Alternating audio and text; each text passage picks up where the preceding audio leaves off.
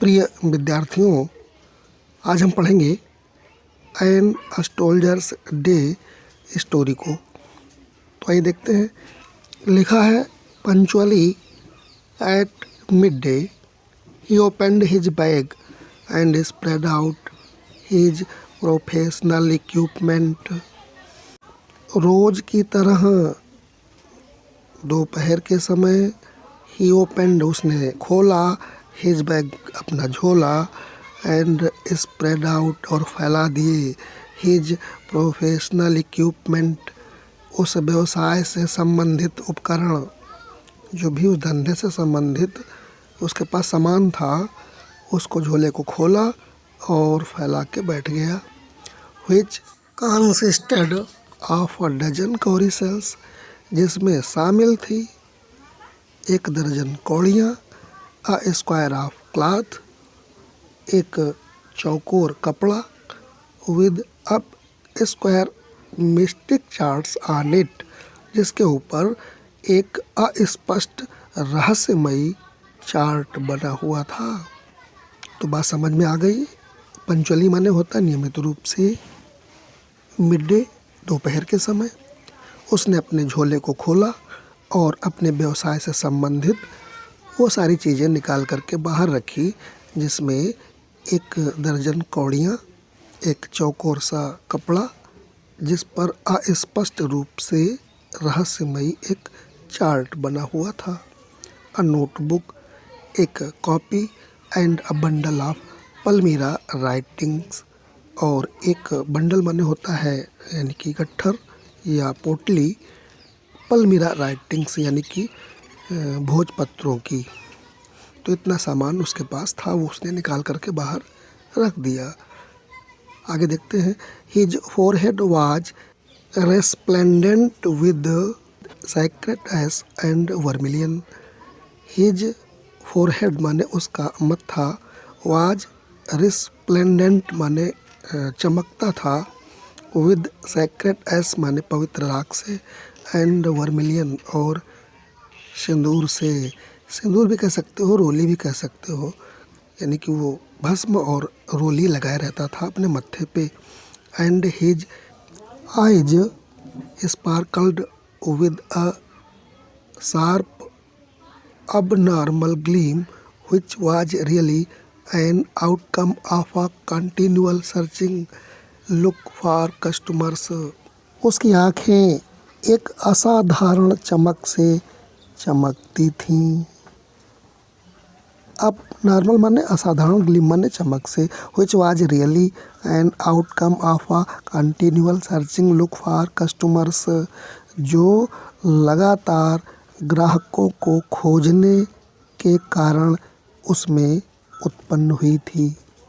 वो जो चमक थी वो लगातार ग्राहकों को खोजता रहता था, इस वजह से उसकी आंखों में एक असाधारण सी चमक आ गई थी। But which his simple clients, लेकिन जिसे उसके भोले ग्राहक took to be a prophetic light, एक दैवीय प्रकाश समझते थे, एंड फेल्ट कंफर्टेड, और वहाँ करके सुकून महसूस करते थे। फेल्ट कंफर्टेड माने उन्हें आके वहाँ पे आराम महसूस होता था कि अच्छी जगह आ गया हूँ। The power of his ice was considerably enhanced bye their position, और जो आँखों की वो शक्ति थी, वाज कंसिडरेबली इन्हेंस्ड माने काफ़ी बढ़ जाती थी, बाय देयर पोजीशन, उस पोजीशन की वजह से, जो पोजीशन बना के वो बैठता था, इस वजह से उसकी जो आँखों की शक्ति थी वो और अधिक बढ़ जाती थी। Placed as they were between the painted forehead and the dark whiskers which streamed down his cheeks, और प्लेस्ड, अब देखिए फिर वही पीछे की बात ले लीजिए, कहा कि उसकी आँखों के बारे में बात हो रही ना, तो वो आँखें उसकी स्थित थीं, कहाँ स्थित थी?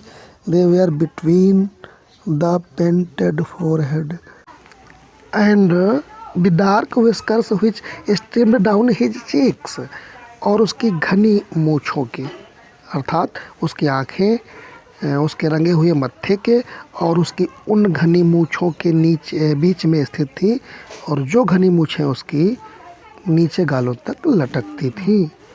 आँखें जो थी उन मूँछों के बीच में और उसके रंगे हुए मत्थे के बीच में थी। Even a half wit's eyes would sparkle in such a setting. और ऐसी स्थिति में अगर कोई आधी अकल वाला व्यक्ति भी उस जगह पर बैठता तो उस व्यक्ति की भी आंखें उसी भांति चमकती। To crown the effect he wounds a saffron coloured turban.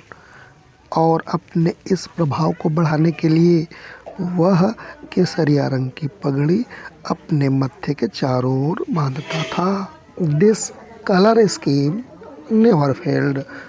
और यह रंग योजना उसकी कभी असफल नहीं होती थी, अर्थात वह प्रतिदिन एक ही रंग की पगड़ी को बांधता था और वो रंग था केसरिया।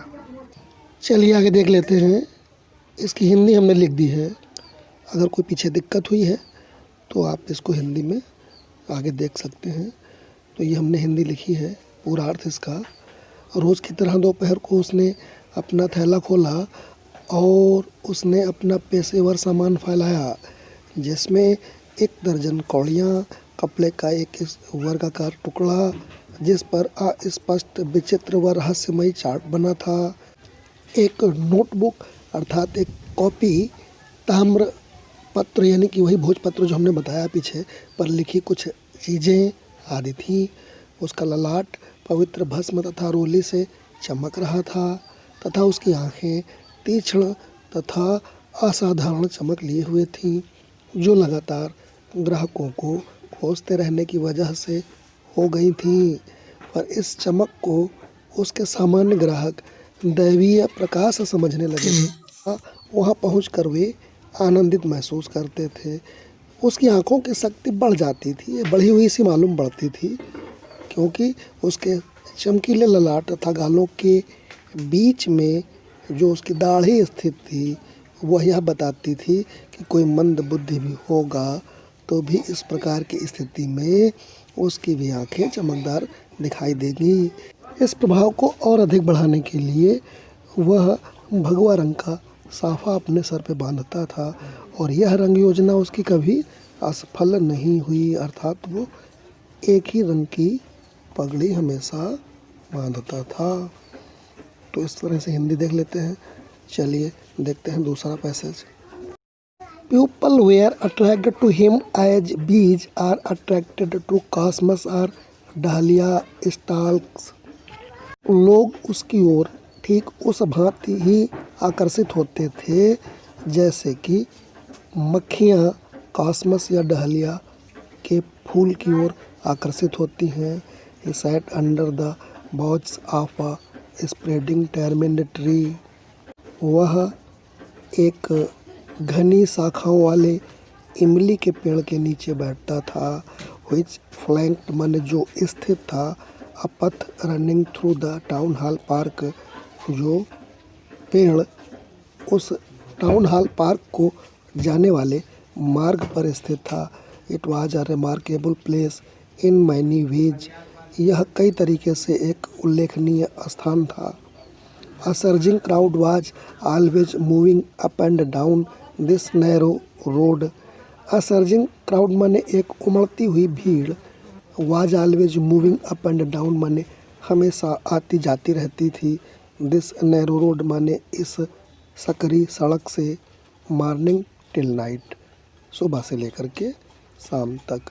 अर्थात वो एक जो स्थान था वो बड़ा ही उल्लेखनीय स्थान था कई तरीके से, और उस पर एक उमड़ती हुई भीड़ सुबह से शाम तक उस सकरी सड़क पर सुबह से शाम तक चला करती थी। भीड़ युक्त स्थान था वो। A variety of trades and occupations was represented all along its way. और हर प्रकार का व्यवसायी और धंधे वाले वहाँ पर अपने आप को दोनों तरफ स्थापित किए हुए थे। Medicine sellers, sellers of stolen hardware and junk magician and above all an auctioneer of cheap cloth who created enough din to attract the whole town।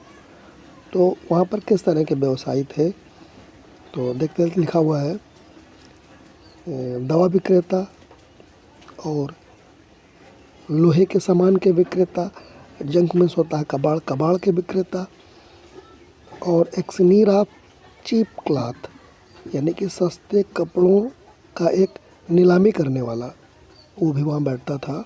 Who created enough din to attract the whole town, जो पर्याप्त शोर किया करता था। दिन माने होता है शोर, इनफ माने पर्याप्त, to attract the whole town माने संपूर्ण कस्बे को अपनी ओर आकर्षित करने के लिए, अर्थात वो चिल्ला चिल्ला के अपने सामान को बेचता था।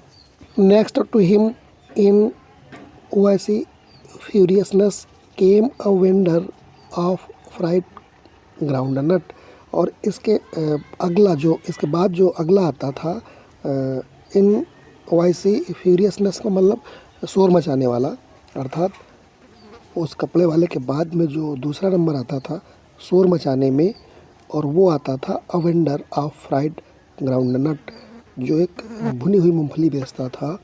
वो gave his ware a fancy name, जो अपने सौदे को एक नया नाम देता था। इच डे मन्ने प्रतिदिन, कॉलिंग इट बॉम्बे आइसक्रीम।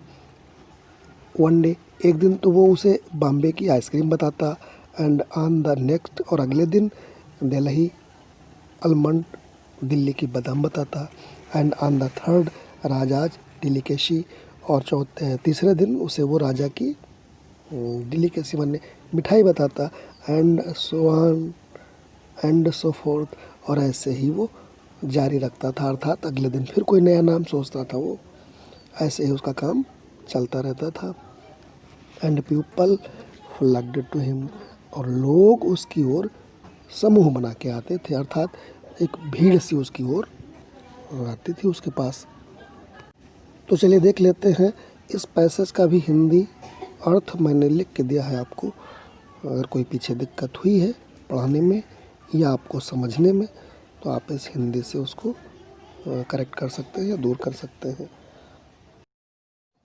लिखा हुआ है, लोग उसकी तरफ इस प्रकार आकर्षित होते थे जैसे कासमस या डहलिया की ओर मधुमक्खियाँ होती हैं। वह एक इमली के पेड़ की फैली हुई डाली के नीचे बैठता था, जहाँ से रास्ता टाउन हॉल पार्क की ओर जाता था। कई मायनों में यह एक अच्छा स्थान था। सुबह से लेकर शाम तक उमड़ती भीड़ हमेशा उस सकरी सड़क से आती जाती रहती थी। इसके रास्ते पर विभिन्न प्रकार के व्यवसायी तथा व्यापारी बैठा करते थे, जिनमें औषधि विक्रेता, चोरी के सामान बेचने वाले, जादूगर, और इन सब से बढ़कर एक सस्ते कपड़े की नीलामी करने वाला बैठता था, जो उस शहर के लोगों को आकर्षित करने के लिए दिन भर शोर मचाया करता था। शोरगुल मचाने के मामले में उसके बाद एक मूंगफली बेचने वाले का नंबर आता था, जो हर दिन अपने सामान को एक नया नाम दिया करता था। कभी वह उसे बम्बई की आइसक्रीम बताता, कभी दिल्ली का बादाम, तो कभी राजा की मिठाई कहकर वह लोगों को अपनी ओर आकर्षित करता था। लोग उसके पास एकत्र हो जाते थे। तो इस तरह से ये इसकी हिंदी हुई। चलिए देखते हैं next passage. A considerable portion of this crowd died before the astrologer too, और इस भीड़ का बड़ा सा भाग उस ज्योतिषी के पास भी आ जाता था।